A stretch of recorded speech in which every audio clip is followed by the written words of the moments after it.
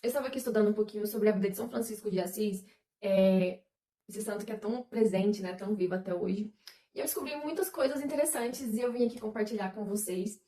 Ele sempre me chamou muita atenção, desde criança, não só pela relação dele com os animais, né, por ser protetor dos animais, mas também na relação que ele tinha com Deus, que era sempre de muito amor, muita fé, muito respeito.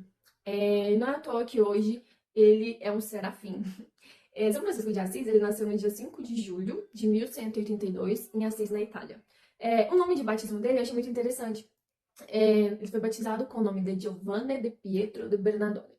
Bonito, né? Não sei se é assim que se pronuncia, mas esse é o nome de batismo.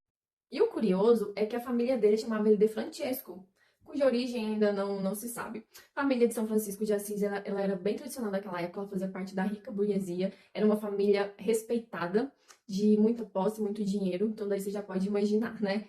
E São Francisco, ele é amplamente reconhecido pelo seu amor, pela sua dedicação às pessoas humildes, às pessoas em situação de rua. Naquela época, o preconceito era muito maior do que hoje. Pra você ter noção, a pessoa que tinha lepra, ela tinha que ser banida da cidade. Ela não podia conviver na cidade. Eles tinham esse preconceito porque eles achavam que se a pessoa vivesse lá junto, né, na mesma cidade, a doença ia se propagar e todo mundo ia. Daí você já pode imaginar o sofrimento dessa pessoa. Pensa você ser banido da sociedade, da cidade, porque você tem uma doença contagiosa, claro, mas viver sozinho naquela época, quando a pessoa era expulsa da cidade, ela vivia meio que num deserto.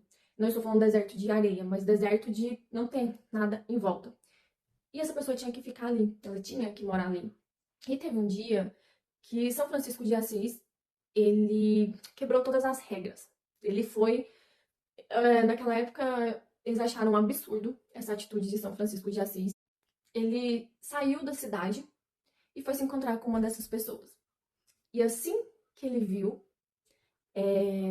essa pessoa, ele deu um beijo na testa.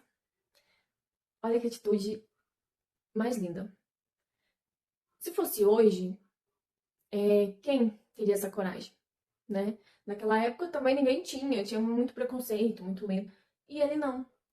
Ele foi lá com todo o amor do mundo, o amor que ele aprendeu, que ele recebeu de Deus, e por amor a Deus, ele foi lá nesse irmão, que ele chamava todo mundo de irmão, até os animais, e deu um beijo.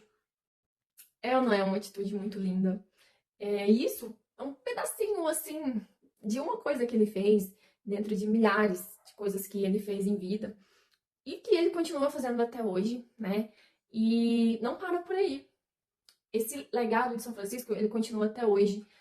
A compaixão dele, o amor dele para com o próximo, principalmente os mais necessitados, continua inspirando indivíduos, organizações, inclusive na Itália, continua esse legado. Lá, várias organizações e grupos religiosos prestam apoio a essas pessoas com necessidade, dando refeição, moradia, permitindo a higiene pessoal, uma coisa muito importante.